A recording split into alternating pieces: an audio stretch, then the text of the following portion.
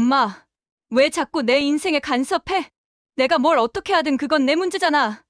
이제 그만 내 인생에서 빠져줘. 수연아, 내가 너 인생에 간섭한 게 아니라 도움을 주려고 한 거야. 내가 여태까지 널 위해 희생한 게 얼마나 많은데. 희생, 내가 부탁했어? 엄마가 자발적으로 한 거잖아. 그걸 왜 이제 와서 내 탓으로 돌리는 건데. 이제 정말 지쳤다. 너한테 내가 뭐라도 되는 줄 알았는데 이제 보니 그저 너를 위해 봉사하는 로봇이었구나. 영상을 시작하기 전에 구독과 좋아요 버튼을 눌러주시면 더 많은 분들께 이런 감동적인 이야기를 전해드릴 수 있습니다. 알림 설정도 해두시면 영상이 올라올 때마다 가장 먼저 만나보실 수 있습니다. 안녕하세요. 저는 올해 65세 이순이라고 합니다. 지금 들으신 대화는 제가 33살 된 제 딸 수연이와 나눈 마지막 대화입니다.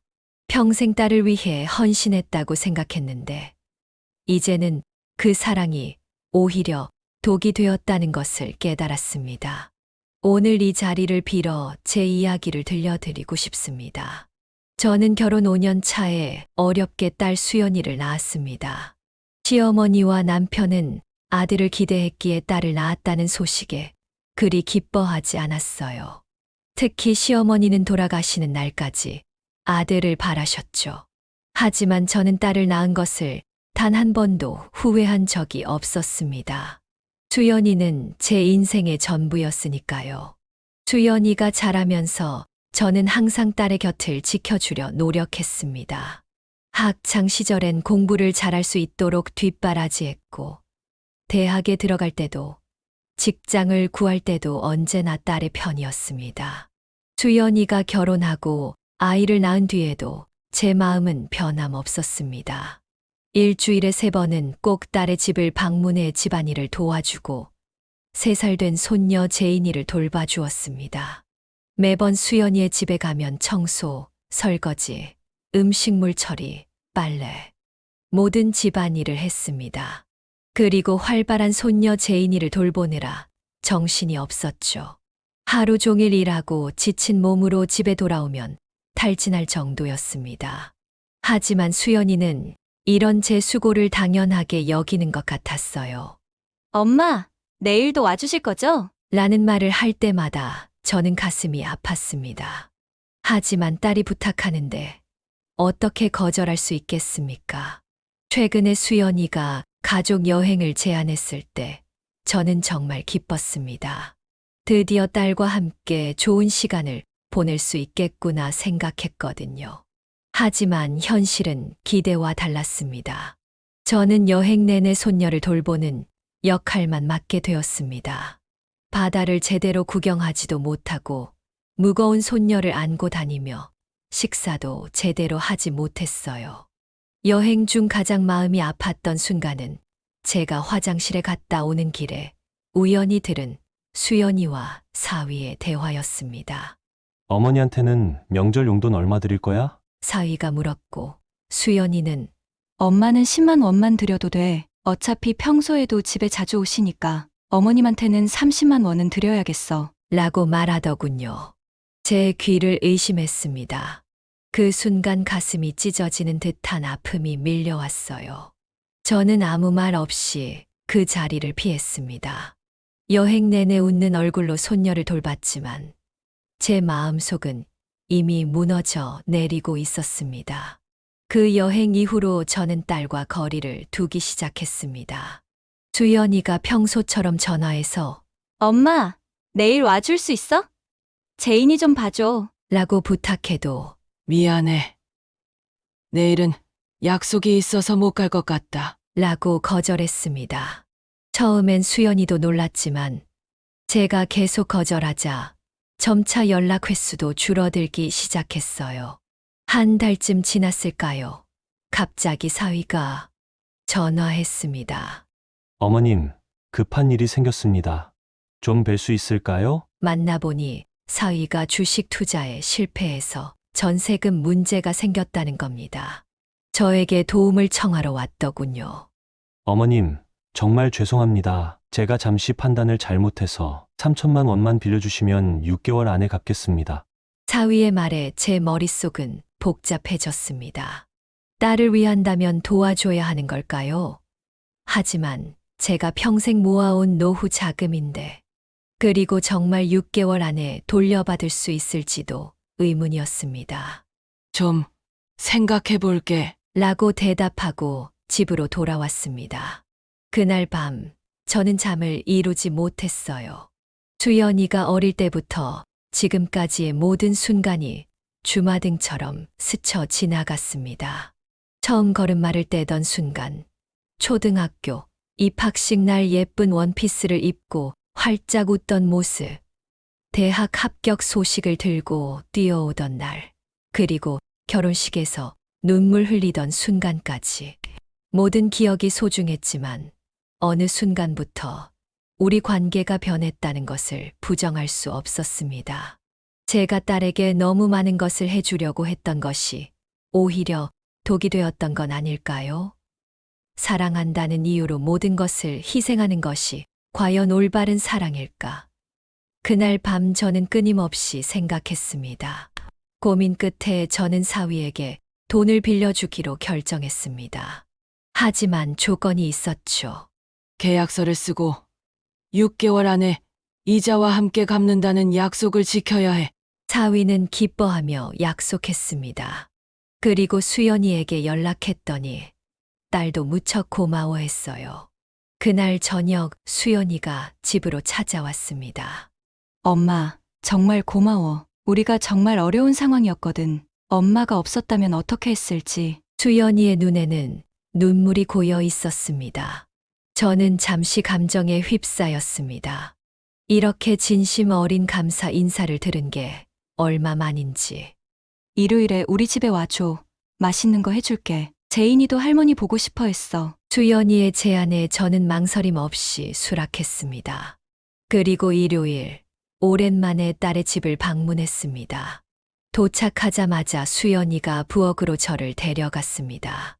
엄마, 오늘은 내가 요리할 거야. 엄마는 그냥 편하게 있어. 하지만 습관적으로 저는 앞치마를 두르고 딸을 도와주기 시작했습니다. 김치찌개와 몇 가지 반찬을 준비하는 동안 수연이와 오랜만에 대화를 나누었습니다. 제인이도 저를 보더니 반가워하며 안겼습니다.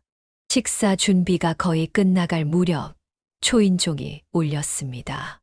수연이가 문을 열자 시어머니가 들어왔습니다. 갑작스러운 방문이었죠. 어머님, 어서 오세요. 수연이의 표정이 갑자기 밝아졌습니다. 그리고 저를 보더니 당황한 듯 했어요. 어머, 장모님도 오셨네요. 시어머니는 저를 보며 형식적인 인사를 건넸습니다. 분위기가 어색해졌습니다. 자, 이제 식사할까요? 수연이가 말했습니다. 우리는 식탁에 앉았지만 제가 앉을 자리가 없었습니다. 수연이는 시어머니를 상석에 앉히고 나머지 자리는 사위와 제인이 그리고 수연이가 앉았습니다. 엄마, 저기 소파에 앉아줘. 미안. 음식은 가져다 줄게. 제 가슴이 무너져 내렸습니다. 딸의 집에서 제가 손수 준비한 음식을 먹는 자리에서 저만 식탁에 앉지 못하는 상황이었습니다.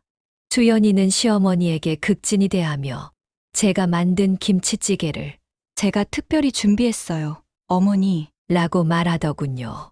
그뿐만이 아니었습니다.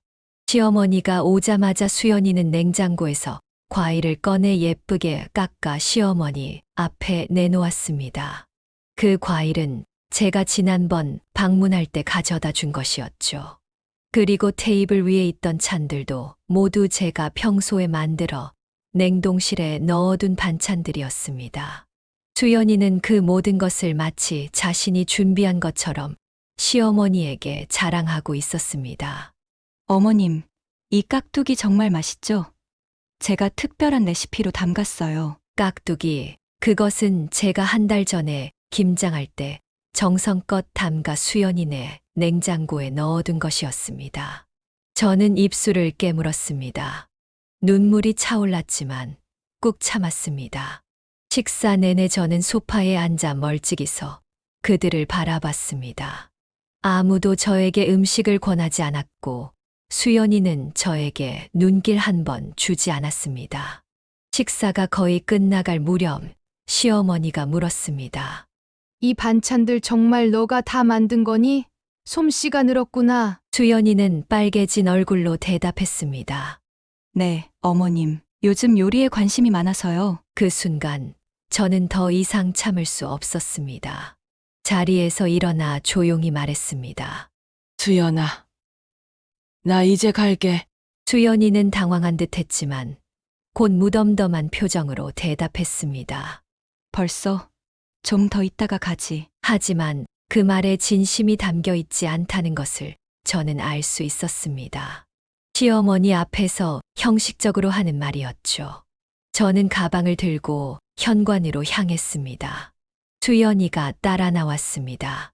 엄마, 왜 갑자기 가는 거야? 차라도 마시고 가지. 괜찮아. 약속이 있어서. 거짓말이었습니다. 저에게는 아무런 약속도 없었어요. 그저 그 자리에서 벗어나고 싶었을 뿐입니다. 수연이의 표정에서 안도감이 스쳐 지나가는 것을 보았습니다. 딸은 제가 빨리 떠나기를 바라고 있었던 거죠. 집으로 돌아오는 길, 버스 안에서 저는 참았던 눈물을 쏟아냈습니다. 주변 승객들이 걱정스러운 눈빛으로 저를 바라봤지만 저는 멈출 수 없었습니다. 가슴 속에 쌓아두었던 모든 서러움이 한꺼번에 터져 나왔습니다. 집에 도착해서도 한동안 울었습니다. 그리고 진정이 되자 저는 결심했습니다. 이제는 정말 딸과 거리를 두어야겠다고요. 아니, 그것보다 더 강한 결심이었습니다. 이제는 딸과의 관계를 완전히 끊어야겠다고 마음먹었습니다. 다음 날 수연이에게서 문자가 왔습니다. 엄마, 어제 갑자기 가서 섭섭했어. 다음 주에 제인이 보러 와. 저는 답장을 하지 않았습니다. 그리고 그 다음 날 또 다시 문자가 왔습니다. 엄마, 답장이 없네? 화났어? 여전히 답장하지 않았습니다. 세 번째 날 수연이가 전화를 걸어왔습니다. 저는 전화를 받지 않았고 곧이어 또 문자가 왔습니다. 엄마, 괜찮은 거야? 전화 좀 받아봐. 걱정돼. 그제야 저는 답장을 보냈습니다. 나 괜찮아. 당분간 연락하지 말자. 단 한 줄이었지만 제 마음을 담은 메시지였습니다. 그 후로 수연이는 계속해서 연락을 시도했지만 저는 대부분 무시했습니다. 가끔 괜찮다는 짧은 답장만 보낼 뿐이었죠. 한 달이 지나자 연락이 뜸해졌습니다. 두 달이 지나자 거의 끊겼습니다. 처음에는 마음이 아팠지만 시간이 지날수록 오히려 마음이 편안해졌습니다. 그동안 얼마나 많은 스트레스와 부담을 안고 살았는지 새삼 깨달았습니다. 저는 제 생활을 찾아가기 시작했습니다. 오랫동안 하고 싶었던 꽃꽂이 교실에 등록했고 동네 경로당에서 새로운 친구들도 사귀었습니다. 그리고 무엇보다 더 이상 딸과 사위, 그리고 손녀를 위해 모든 것을 희생하지 않아도 된다는 해방감이 있었습니다. 그렇게 6개월이 지났습니다. 사위가 빌려간 돈의 상환 기일이 다가왔습니다. 하지만 약속한 날짜가 지나도 사위에게선 아무런 연락이 없었습니다. 저는 수연이에게 문자를 보냈습니다.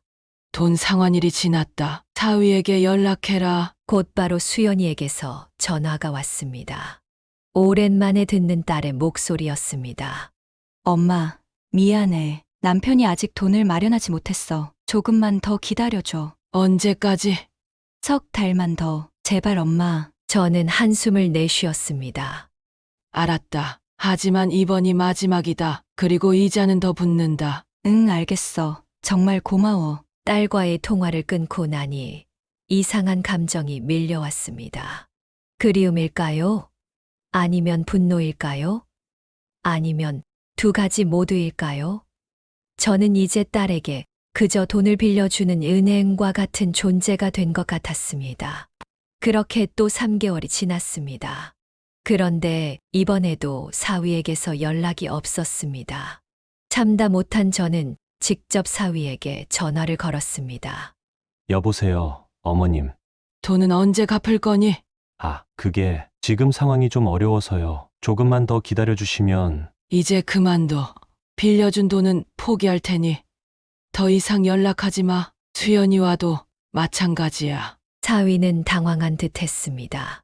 어머님, 그게 무슨 말씀이세요? 저희가 뭘 잘못했나요? 너희가 뭘 잘못했는지는 너희가 더 잘 알고 있을 거야. 이제 그만 끝내자고. 전화를 끊고 나니 가슴이 무거웠습니다.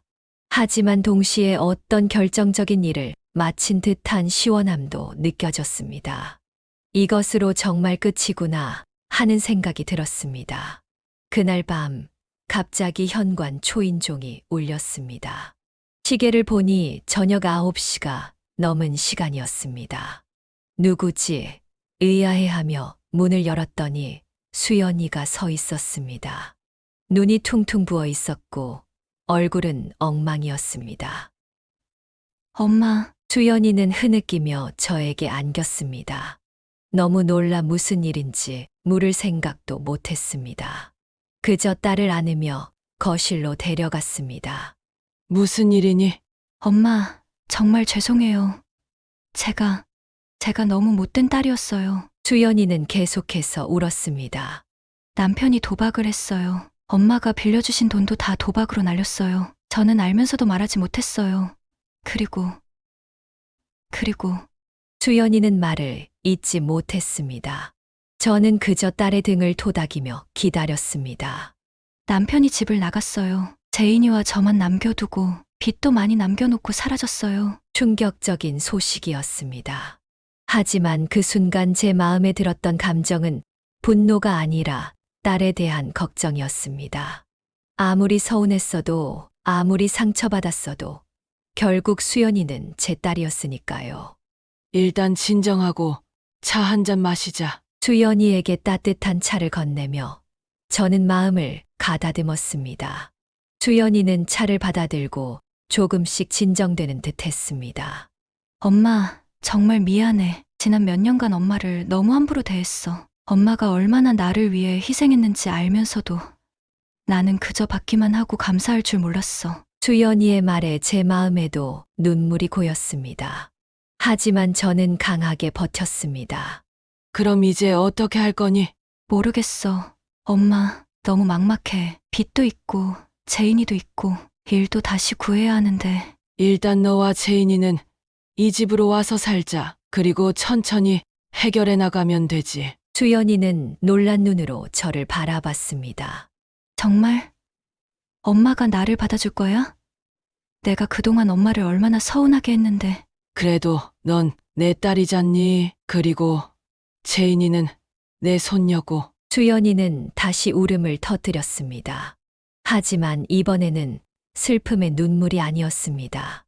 안도와 감사의 눈물이었죠. 내일 제인이를 데리고 이사 오렴. 방은 충분히 있으니까. 그렇게 수연이와 제인이는 제 집으로 들어왔습니다. 처음에는 어색했습니다. 수연이도 죄책감에 눌려 있었고, 저도 아직 완전히 마음의 상처가 아물지 않은 상태였으니까요. 하지만 제인이의 밝은 웃음소리가 집안을 채우면서 조금씩 우리 사이의 얼음도 녹아내리기 시작했습니다. 수연이는 취업 준비를 시작했고, 저는 제인이를 돌봤습니다. 하지만 이번에는 달랐습니다. 이제는 제가 손녀를 돌보는 것이 의무나 희생이 아니라 기쁨이었습니다. 그리고 수연이도 달라졌습니다. 매일 밤 귀가할 때마다 엄마, 오늘도 고마워. 라는 말을 잊지 않았고 주말이면 집안일을 도맡아 했습니다. 한 달이 지나고 수연이는 작은 회사에 취직했습니다. 급여는 많지 않았지만 일단 시작이었습니다. 수연이는 첫 월급의 절반을 저에게 주겠다 했지만 저는 거절했습니다. 그 돈으로 제인이 필요한 것도 사고 내 빚도 조금씩 갚아나가렴. 수연이는 고개를 숙였습니다. 엄마, 엄만 어떻게 나한테 이렇게 잘해줄 수 있어? 내가 그렇게 엄마를 홀대했는데. 사람은 누구나 실수를 해. 중요한 건 그 실수를 깨닫고 바로잡으려는 마음이야. 엄마, 정말 고마워. 앞으로는 절대 엄마를 서운하게 하지 않을게. 내가 엄마한테 받은 사랑, 이제는 제인이에게 그대로 돌려주고 싶어. 수연이의 말에 제 마음이 따뜻해졌습니다. 그날 밤 오랜만에 편안한 마음으로 잠들 수 있었습니다. 시간은 빠르게 흘러갔습니다. 어느덧 1년이 지났고 수연이는 승진도 하고 제인이와 함께 작은 집을 얻어 독립했습니다. 하지만 이번에는 달랐습니다. 일주일에 2~3번은 꼭 저를 찾아왔고 제가 필요한 것이 있는지 항상 물어봤습니다. 그리고 제인이도 할머니를 너무나 좋아해서 할머니 집에 가고 싶어요. 를 입에 달고 살았죠. 특히 수연이가 달라진 점은 이제는 제 의견을 존중하고 제 감정을 살핀다는 것이었습니다. 엄마, 피곤하면 솔직히 말해줘. 내가 제인이 데리고 갈게. 라는 말을 자주 했습니다. 그리고 제가 도움을 주더라도 항상 엄마 정말 감사해요. 라는 말을 잊지 않았습니다. 어느 날 수연이가 특별히 저를 식사에 초대했습니다. 좋은 레스토랑이었습니다. 가보니 제인이도 있었고 테이블엔 예쁜 케이크가 놓여 있었습니다. 엄마, 오늘은 특별한 날이야. 무슨 날인데? 1년 전 오늘 내가 엄마 집으로 돌아간 날이야. 내 인생의 터닝포인트였지. 엄마가 나를 다시 받아줘서 나와 제인이가 다시 행복해질 수 있었어. 저는 깜짝 놀랐습니다. 그날을 기억하고 있었다니. 그래서 감사의 마음을 담아 작은 선물을 준비했어. 수연이는 봉투 하나를 내밀었습니다. 열어보니 제주도 여행 티켓이었습니다. 엄마, 이번엔 진짜 가족 여행이야. 엄마가 즐길 수 있는 여행으로 준비했어. 그리고 이번엔 내가 제인이 볼 테니까 엄마는 그저 즐기기만 해. 제 눈에 눈물이 고였습니다. 이번에는 기쁨의 눈물이었습니다. 엄마, 울지 마. 이제 슬픈 일은 없을 거야. 슬퍼서 우는 게 아니라 행복해서 우는 거야. 여행은 정말 환상적이었습니다. 제주도의 아름다운 바다와 오름, 맛있는 음식들, 그리고 무엇보다 수연이가 정말 저를 배려해 주었습니다. 제인이가 때를 쓸 때면 수연이가 모두 감당했고, 제가 피곤해 보이면 즉시 쉴 수 있도록 배려해 주었습니다. 숙소도 제가 편히 쉴 수 있는 방을 따로 준비해 두었더군요. 여행 마지막 날, 우리는 해변가 벤치에 앉아 일몰을 바라보고 있었습니다. 제인이는 모래성을 쌓느라 바빴고, 저와 수연이는 조용히 바다를 바라보고 있었습니다. 엄마, 그날 정말 미안했어. 집에 시어머니 오셨을 때 엄마를 너무 홀대했지. 갑작스러운 고백에 저는 놀랐습니다. 수연이는 계속 말을 이었습니다. 사실 그날 이후로 계속 마음에 걸렸어. 엄마가 얼마나 상처받았을지, 그리고 그 전에도 내가 얼마나 엄마를 함부로 대했는지 생각하면 너무 부끄럽네. 수연아, 이제 그런 얘기는 그만하자. 다 지나간 일이야. 아니야, 엄마. 이런 말 안 하면 내 마음이 편하지 않아. 엄마, 정말 사랑해. 그리고 고마워. 엄마가 나에게 준 사랑, 이제 나도 알 것 같아. 그리고 그 사랑을 제인이에게도, 엄마에게도 돌려주고 싶어. 수연이의 진심 어린 고백에 저도 마음이 뭉클해졌습니다. 저는 딸의 손을 꼭 잡았습니다. 나도 널 사랑해. 수연아, 너가 내 딸이어서 정말 행복해. 그렇게 우리는 서로를 껴안았습니다. 저 멀리 수평선 너머로 태양이 서서히 지고 있었고, 붉은 노을이 바다를 물들이고 있었습니다. 마치 우리의 새로운 시작을 축복하는 것 같았습니다. 이제 저는 깨달았습니다. 사랑이란 것은 일방적인 희생이 아니라 서로를 존중하고 이해하는 것임을. 그리고 가장 중요한 것은 비록 서로 상처를 주고받더라도 결국 다시 시작할 수 있는 용기라는 것을요.